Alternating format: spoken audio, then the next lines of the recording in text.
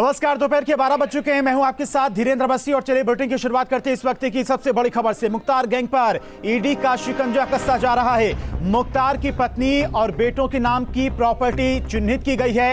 ED की team ने चिन्हित की है 10 करोड़ रुपए से ज्यादा की संपत्ति।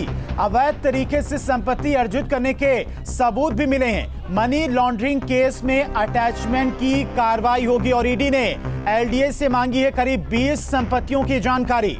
मुख्तार के करीबी शकील हैदर पर मनी लॉन्ड्रिंग का केस दर्ज किया गया है। लखनऊ जेल में बंद है शकील हैदर।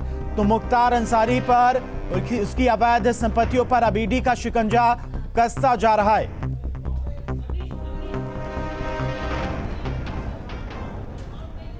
और प्रयागराज से हमारे संवाददाता मानवेंद्र हमारे साथ जुड़ गए इसी खबर पर तमाम जानकारी के साथ में। मानवेंद्र, अब ईडी का शिकंजा अवैध जो संपत्तियां मुख्तार अंसारी की तरफ से अर्जित की गई हैं उन पर कसता जा रहा है।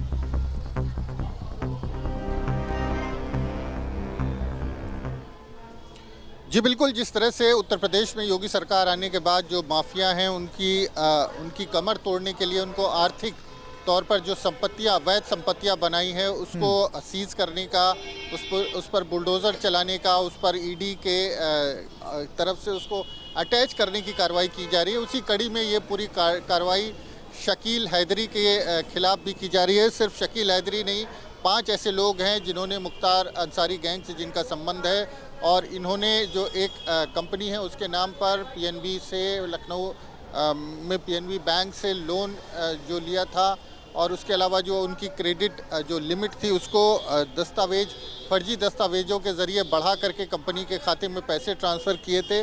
और इस आधार पर ईडी ने इस पूरे मामले पर सीबीआई ने एक एफआईआर दर्ज करी थी और सीबीआई की एफआईआर के आधार पर ही सीबीआई लखनऊ की जो अपराध निरोधक शाखा है उसने एफआईआर दर्ज करी थी और उसी एफआईआर के आधार पर अब ईडी ने भी मामला दर्ज किया है और ईडी कार्रवाई कर रहा है। तो शकील हैदरी और जो तमाम दूसरे 4 लोग हैं उन सब की संपत्तियों की जांच की जा रही है और जो संपत्तियां अभी फ़िलहाल चिन्हित की गई हैं उसमें लखनऊ में कई संपत्ति है, मऊ में कुछ संपत्ति है, कुछ गाजीपुर में संपत्ति है। तो करोड़ों रुपए की संपत्ति जो है उसको चिन्हित किया जा रहा है और उसको अटैच किया जाएगा, उसको जब्त किया जाएगा और ये कार्रवाई लगातार जारी है। हमने देखा कुछ दिन पहले ईडी ने मुख्तार अंसारी की बीबी आफशा अंसारी और मुख्तार के बेटों के खिलाफ कार्रवाई की थी और करीब 10 करोड़ की संपत्ति चिन्हित करी थी। और उसके बाद अब जो मुख्तार के गैंग मेंबर हैं, जो करीबी लोग हैं, एक तरह से माना यह जाता है कि जो बेनामी संपत्ति होती है माफिया की या किसी बड़े अपराधी की, वो उसके करीबी लोगों के पास होती है। कई बार अपने नाम से वो संपत्ति नहीं लेता है। तो इसी कड़ी में जो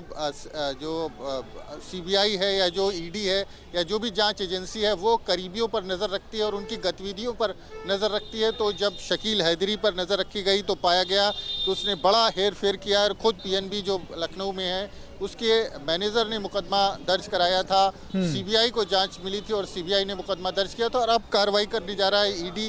तो जो 25 करोड़ से ज़्यादा का हेरा फेरी का आरोप है शकील हैदरी और दूसरे 4 लोगों के खिलाफ, उन सब की संपत्ति सीज की जा रही है। फिलहाल जो ईडी है वो लगातार जांच कर रही है, लगातार तलाश कर रही है कि इन लोगों के नाम पर कहाँ पर संपत्ति है और कहाँ पर बेनामी संपत्ति है। तो बेनामी संपत्ति एक बहुत बड़ी चुनौती होती है माफिया के खिलाफ जब भी कार्रवाई की जाती है, क्योंकि माफिया अपने नाम पर ज़्यादा संपत्ति अर्जित नहीं करता है, कई बार अपने करीबियों, रिश्तेदारों और जो मित्र हैं उनके नाम पर संपत्ति लेता है। तो उसी कड़ी में ये कार्रवाई सीधे तौर पर मुख्तार अंसारी के खिलाफ मानी जा रही है और अब तक जो है वो कई कह सकते हैं 25 करोड़ की संपत्ति जो है उसको चिन्हित किया गया। इसके पहले 10 करोड़ की संपत्ति चिन्हित की गई थी। तो कुल मिला जुला करके जब से उत्तर प्रदेश में योगी सरकार आई है उसकी एक रणनीति रही है कि माफिया कई बार सरकार बदलने के बाद वो सारी संपत्तियां उसके पास बनी रहती थी, फिर से अब उतनी ताकत उसको मिल जाती थी, फिर से संपत्तियां अर्जित करने लगता था। यानी कि मानवेंद्र, एक बड़ी कार्रवाई की तैयारी ईडी की तरफ से की जा रही है। जैसा कि आप भी बता रहे कि लगभग 20 करोड़ के आसपास प्रॉपर्टी चिन्हित की गई है। जो उनके गैंग के सदस्य, जो उनके गुर्गे रहे हैं, उनके नाम पर जो प्रॉपर्टी रही है, पत्नी और बेटे के नाम पर जो प्रॉपर्टी रही है, उन तमाम चीजों को चिन्हित किया गया है। बड़ी कार्रवाई की तैयारी है। फिलहाल मालविंद, बहुत बहुत शुक्रिया आपका तमाम सारी जानकारी के लिए।